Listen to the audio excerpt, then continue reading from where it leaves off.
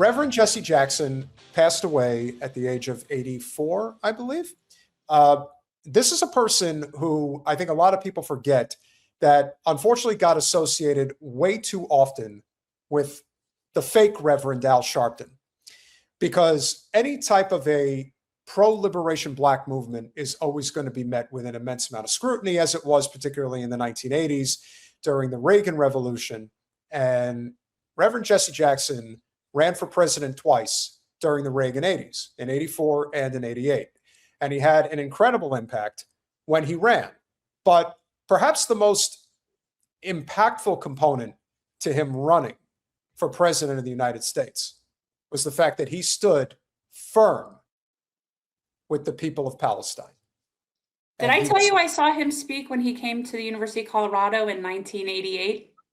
No, I did not. I did. I saw him speak live. He came and spoke, and I actually had a really good visual because there were some of us that climbed. We went up onto the roof of one of the buildings, one of the lecture halls, and we're able to get like a really good view. But it was amazing. There's no doubt that he's an amazingly good speaker. So I mean, it was really amazing to see him. This is going to be a layered segment where we're going to start with one of the first clips that brought him to national prominence. This is back in 1979, and he was speaking with the very sophisticated yet extremely neoconservative, genocidal maniac, William F. Buckley. Another question. Was that a question you asked another me? question. Which boundaries does Israel recognize? They understand that there are 4 sets that are talked about. Which boundaries do they recognize? After 4 months of negotiation, Resolution 242 was voted for by Israel, but has never been sanctioned by the PLO. And for the contents of 242... Why would you wait for someone you don't recognize to sanction anything? I love that. Why would you wait for anyone you don't recognize to sanction you? Well, with all due respect, I'm the white man, you're the colored man, and I have to make the decisions because I know what's best for you and your people. Oh, Ruby K, I love that Sesame Street clip. Yes, that's a beautiful Yes, clip. that is a great clip of him on Sesame Street, absolutely. Yeah. What'd you say? That was kind of clear, Bill. Why would you wait for someone you don't recognize to sanction anything? The UN, that is respected for its 48 petition boundaries, is disrespected in its appeal to honor the boundaries. The PLO does not need to be recognized in order to make its declarations. It's been making them since 1964. But I'm not speaking about the PLO. Which is I'm asking, before anybody recognized them. Well, so there's no reason why they can't declare themselves on Resolution 242, which they have failed to do. If Israel will not recognize the 242 boundaries, and America will not enforce the 242 boundaries, what is the basis for the group that's not taught with to recognize the 242 boundaries? Well, you were the first person to acknowledge the progress made between Sadat and Israel. That is progress that was made as a result of negotiation under a certain umbrella given by the United States, with certain commitments made by the United States. Why isn't the PLO welcoming that kind of reconciliation? Why aren't the Jordanians coming in and welcoming that kind of organization? Why? This enrages me, but I'm gonna just not, because this is old, so I don't feel the need to go off on this fool. Okay, but I think it's important here because what Buckley is talking about is the same bullshit that they talk about today when the genocide was being committed. Correct. Why doesn't Egypt open up their borders? Why doesn't Jordan open up their borders? Why is it, again, this is 1979. Same talking points. That's exactly. The Zionists have not come up with new material since 1948. They really need some new material. This is just, he is so disgustingly like a white supremacist piece of shit. Like, I just can't. You know what the amazing thing is? In the bizarro universe, the alternate reality, ladies and gentlemen, William F. Buckley and Tucker Carlson basically come from the exact same background. They come from the aristocratic class. One person goes one way, and then the other person goes exactly as one who comes up in an upbringing like Tucker Carlson would expect to go down, which is William F. Buckley. That's who these people are, and that's how they think. And in their mind, they truly believe, and again, they don't see it from a position of malice. They see it as a position of benevolence. Well, no, these are the same type of people that believe in things like eugenics. They truly believe that they're superior. They do. Well, he intellectually. He absolutely thinks he's superior to Jesse Jackson. Well, intellectually, yes, 100%. In every way. Why is it that somebody, a Palestinian head who sanctioned and applauded that reconciliation was killed by a PLO terrorist? Their answer is that that negotiation did not recognize their right to self-determination. But the question I'm asking you, since I'm doing interrogating, I must finally, I'm not sure who's asking whom the questions here as I've been watching this proceed in both directions. My point is simple as I can, is that there are 4 sets of boundaries. There are the 48 boundaries, the 67 boundaries, the biblical boundaries. Which boundaries ought to be honored? Well, it depends on how frequently you go to war. That is one of the most disgusting, insufferable, narcissistic, classist responses I have ever heard. And yet it is completely in line with what we're doing right now when we say we're bringing back, when you see people bringing back the Monroe Doctrine. It's the exact same thing. That is the exact mindset of what we're doing right now. So, yeah, we have failed. Depends on. We have failed. Here's the thing. It's not even just this country, quite honestly. I mean, we're bad because we have the most weapons right now, and we're the bullies of the world right now. So right now, it's us. But whatever. It could be whatever empire that it is. We as humans, as a species, have failed. We failed. So at this point, the best we can do is try to mitigate the damage on our way to extinction for the people that are coming after us. Because this experiment, this human thing, this isn't working. This isn't working. And so my belief is that the actual powers that be, like the universe, the nature and the universe and the cosmos and the earth and all of that, it's going to be done with us. And we really have that coming because we have just failed as a species. That's what I see we failed. Big old F. Big old F.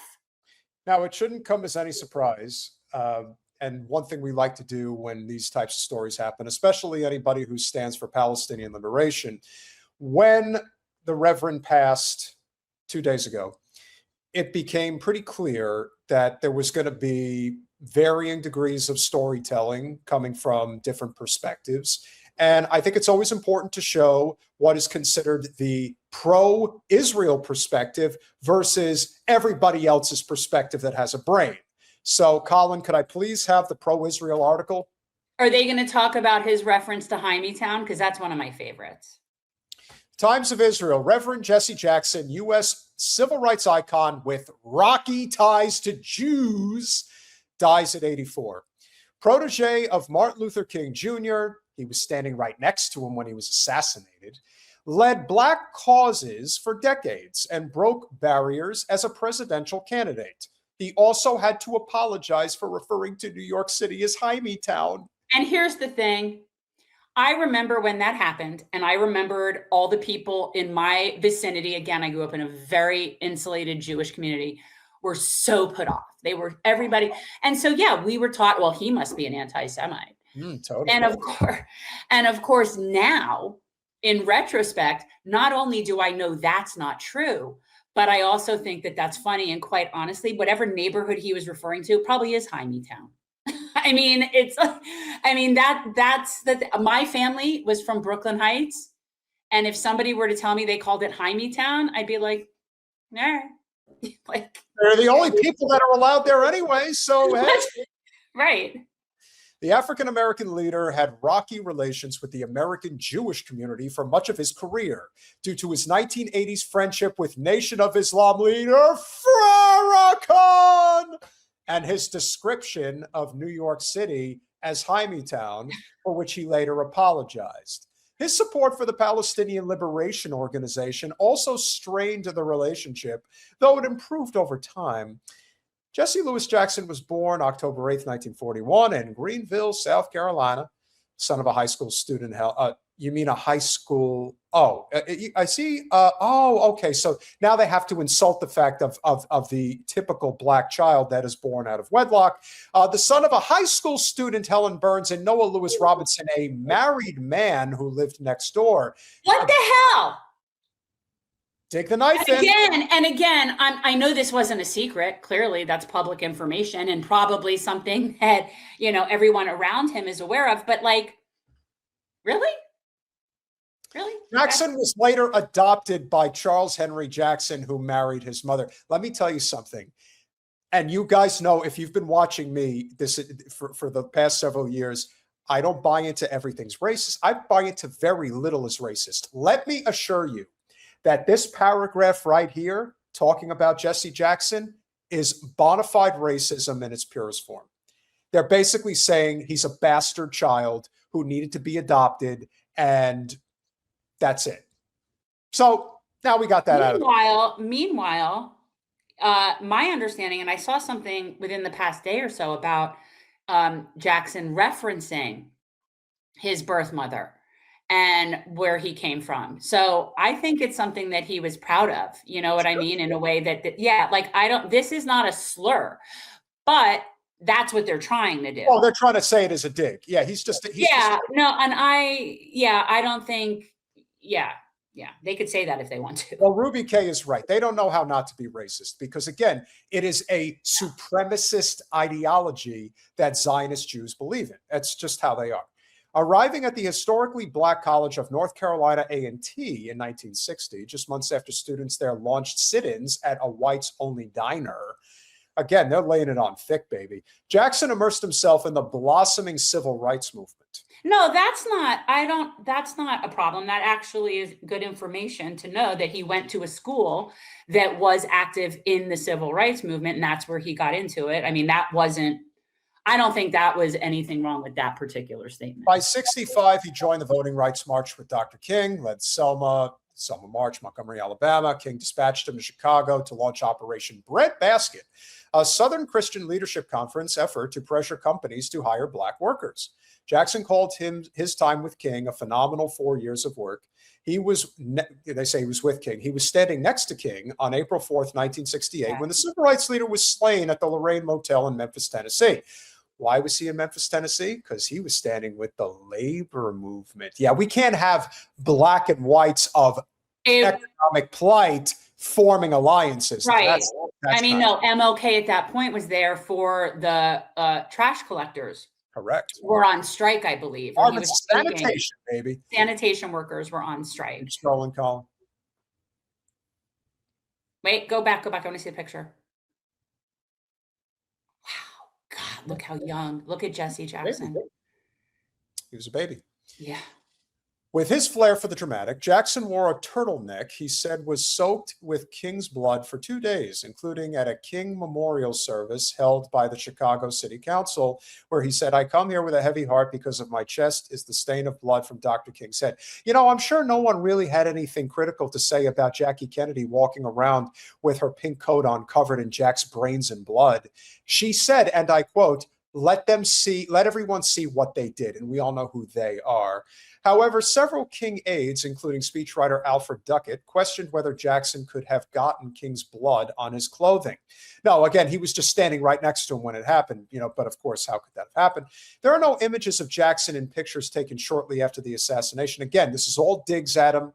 This is all to, give him. They're trying to discredit him. Of course. They're trying to dishonor the dead. Well, of course. It's not working. No. It's not working. And I have no delusional admiration of Jesse Jackson. I mean, again, and here's my thing, and why I would have never voted for him. I personally wouldn't vote for someone that has reverend in their title for president. Sure. I wouldn't vote for somebody who had rabbi or imam in their title either, just to be clear. That's just not somebody I want. I don't want a religious figurehead running my country. But it had nothing to do with that I didn't like Jesse Jackson. In 71, Jackson broke with the Southern Christian Leadership Conference to form Operation Push, originally named People United to Save Humanity. The organization, based on Chicago's South Side, declared a sweeping mission from diversifying workforces to registering voters in communities of color nationwide.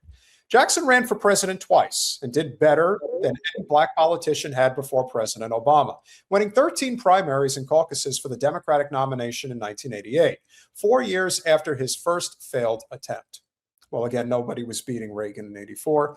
He also had influence abroad, meeting world leaders and scoring diplomatic victories, including the release of Navy Lieutenant Robert Goodman from Syria in 1984, as well as the 1990 release of more than 700 foreign women and children held after Iraq's invasion of Kuwait. Yeah. In 99, he won the freedom of 3 Americans imprisoned by Yugoslav President Slobodan Milosevic.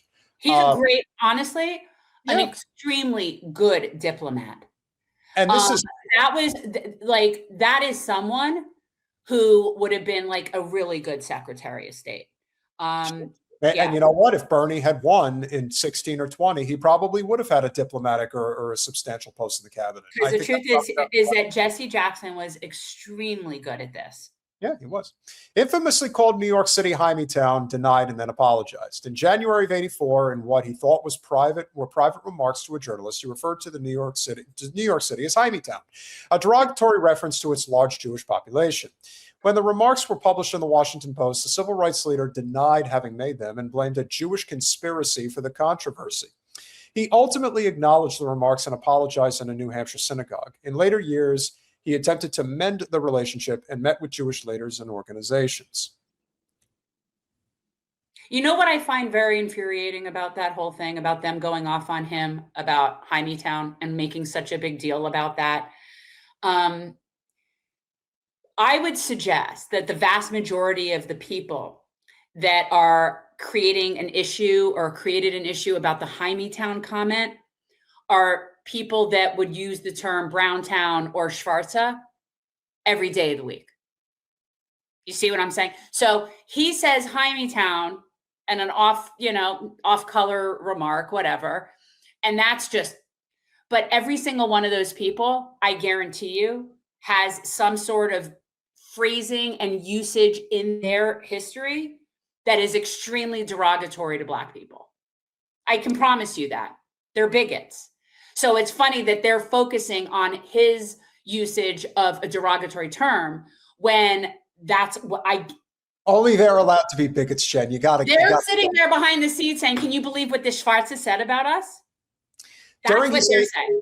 During his 88 campaign, his support among Jews were far lower than among white people in general, and his electoral chances took a serious hit when in the New York primary, he only won 3% of the Jewish vote.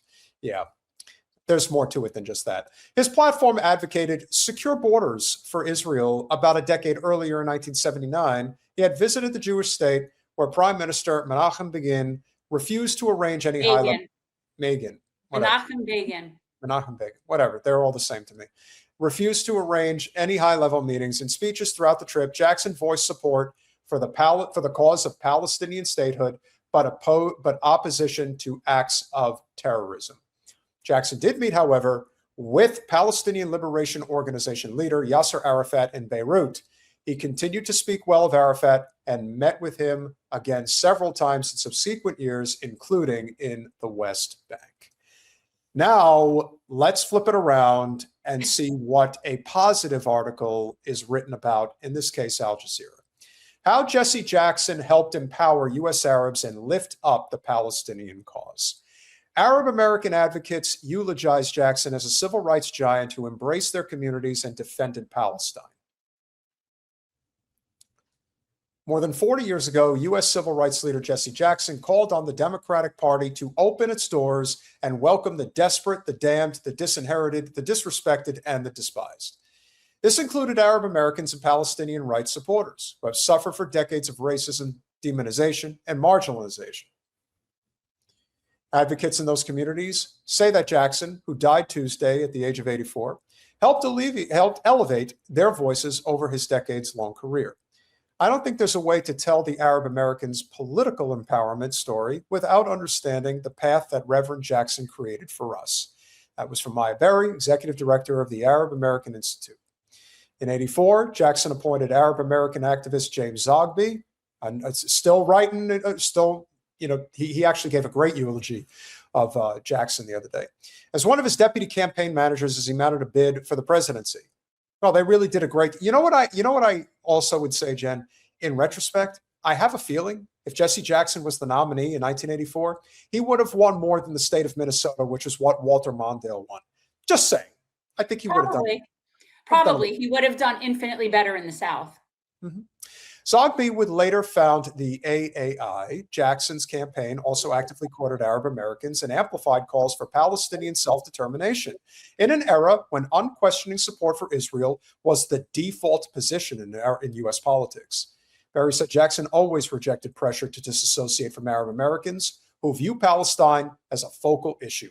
He understood that the fight for justice was one that had to be done when it was both hard and easy. Our country has lost a giant. For sure. For sure, he's a legend. Civil rights legend. And you could criticize and say whatever, and it's like people are so all or nothing with everything. And it's so you're going to critique this, that, da, da, da, da. It's like, go do your own accounting. Do your own accounting. Okay, seriously. Take your own inventory. I don't appreciate that, especially when it's just subjective bullshit. You're not saying anything. He didn't do anything that you find so abhorrent. You just didn't like the way he spoke about things. Like that's not a real thing. And to tie it all together, I believe this is from 1984. Reverend Jackson sat down with Dick Cavett to discuss, I believe, what may have been in part the Hymietown commentary. Yeah. The Jews, and about you were sick and tired of hearing about the Holocaust. To say that when we're not sick and tired of hearing about black lynchings in the South and so on, we're still sympathetic. And what incredibly bad timing. After visiting the Holocaust site, the tour guide asked me how did I feel about it. I said one has to have a sense of tragedy, and I think it's real tragic. I said, and the phrase that many Jewish people use, never again, really should apply to everybody, because all of us should say never again to fascism, because this is the logical conclusion of fascism. So you say, well, you make it sound as if it's just a humanitarian crisis when it's in fact unique. I said, and again, that is your privilege, your privilege, your supremacy for thinking it is unique. That's the whole thing. Is that yeah. Oh, I'm the first to always put, and listen, I have always said that Stalin was worse than Hitler. Do you understand that anywhere from 25 to 30 million Russians were killed during World War II? But you don't hear anybody still talking about it today. And that's at least 5 to 6 times more than the amount of Jews that were killed in Europe during the war. But no one wants to talk about it. And I'm sure that if we could sit here and go over the numbers of Black Africans that were killed in their slavery journey here. Sure. Okay. So to talk about a Holocaust or a genocide that as if it is unique is extremely entitled and privileged. And still today. And do you know why it's talked about today? It's talked about today because it makes money. Yeah. It makes money. That's the end of it. well, as a social scientist, I choose to use the word tragic. He said, but unique. I say tragic. I said, I read Trail of Tears. I know how the Indians were exterminated. 60 million blacks were lost between Africa and America. Other similar situations. That's what and so he I'm became saying. offended because I chose to use the word tragic rather than unique, which reflects a certain hypersensitivity that we must have a new formula in the Middle East that represents more balance in our policy. We must be concerned about Palestinian justice, Lebanon's territorial integrity protected, and normalized ties with the Arab world. That must not be considered offensive. When quotes like that come out about the Holocaust and so on, who would be out to discredit you so by getting that kind of misquote? Well, if it is, as you say, a misquote. Many Jewish people were insulted and outraged by virtue of the fact that we accepted Arafat's invitation to go to Lebanon. And therefore, and there were many who simply attempted to sabotage the trip by trying to discredit us and therefore make our meeting with him an irrelevant trip as opposed to a relevant trip. One of the guys who helped to deal with our ticket arrangements, getting a travel agent. He became so irate over the fact that we were going to meet this anathema, this guy called Arafat, until he just simply went in rage and lost all sense of emotional balance. He did a press I conference. mean, this is a man who worked for you? No, he did not work for us. See, that was a lie he told. He did not work for us. When you had your picture taken hugging Arafat, that, of course, offended a lot of people. Strange bedfellows to be hugging a member of the PLO, an organization not unassociated with terrorism. It's a matter of respect. In that part of the world, one of the common cultural ways of greeting people is with an embrace and a hug on both sides. He shouldn't even have to be explaining it. And again, we are so much more enlightened now in terms of, at least I am, what is a terrorist organization. So, and Jesse Jackson knew that then. He knew that then, but he was still having to walk that sort of fine line, and people weren't ready to hear it. He knew that then because he knows that he grew up probably in a tradition of Black revolutionaries. So those are people that understand how that works. They understand how that works, that you can't say that, but yeah. And no, there is nothing unique about any particular genocide or Holocaust other than which group of people it is.